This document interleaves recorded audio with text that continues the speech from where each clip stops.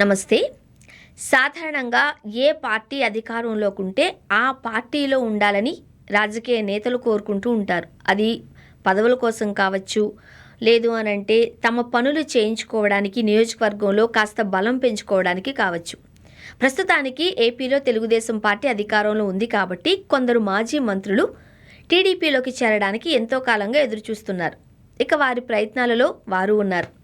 అలాంటి వారిలో నెల్లూరు జిల్లాకు చెందిన సిద్ధ రాఘవ్ గారు కూడా ఒకరు.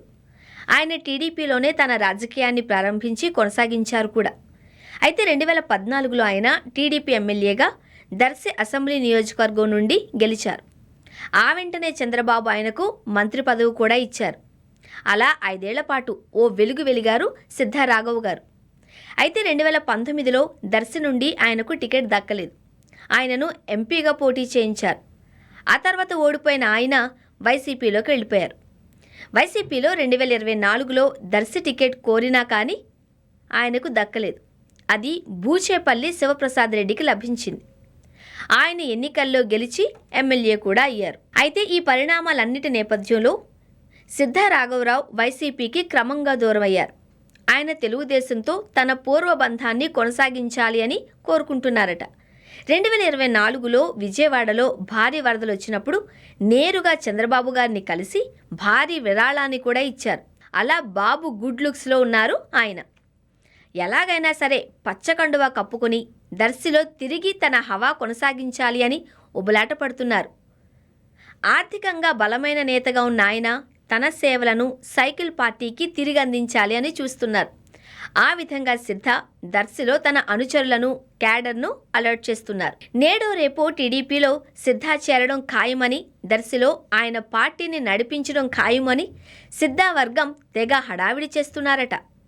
ఇటీవల కాలంలో ఈ జోరు పెరిగిపోవడంతో దర్శి టీడీపీ ఇన్ఛార్జ్ అయిన గొట్టిపాటి లక్ష్మీ వర్గీయులు ఈయన మీద ఫైర్ అయిపోతున్నారు. పార్టీని గత 20 నెలలుగా నడిపిస్తూ ఎన్నో అభివృద్ధి కార్యక్రమాలను, నిధులను మంజూరు చేస్తున్న గొట్టిపాటి లక్ష్మిదే మళ్లీ దర్శి నియోజకవర్గమని ఆమె అనుచరులు బల్లగుద్ది చెబుతున్నారు. దర్శి నుంచి 2029లో లక్ష్మీ పోటీ చేస్తారు అని, ఈసారి గెలిచి ఎమ్మెల్యే అవుతారు అని కూడా అంటున్నారు. ఈ విధంగా అక్కడ సిద్ధ వర్సెస్ లక్ష్మీ వర్గీయుల మధ్య సోషల్ మీడియా వేదికగా ఒక వార్ అయితే స్టార్ట్ అయిపోయింది. ఇక మరోపక్క సిద్ధ రాఘవరావు టీడీపీలో తిరిగి చేరడం అన్నది జరిగేనా అని కూడా మరోవైపు చర్చ సాగుతోంది. దర్శిలో ఇప్పటికే గొట్టిపాటి లక్ష్మి బలమైన నాయకత్వంతో ముందుకు సాగుతున్నారు అని, కొత్తగా పెద్ద ఆయనను తెచ్చిపెడితే వర్గపోరు మొదలవుతుందేమోనని టాక్ కూడా నడుస్తోంది. అయితే చంద్రబాబుతో ఉన్న సన్నిహిత సంబంధాల వల్ల రాఘవరావు రీ ఎంట్రీ ఖాయమని ఆయన వర్గీయులు గట్టిగా చెప్తున్నారు.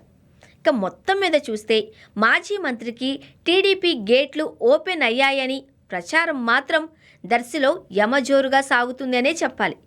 ఇంతకీ దర్శి గొట్టిపాటి లక్ష్మీదా, సిద్ధాదా? చూడాలి మరి ఏం జరుగుతుందో.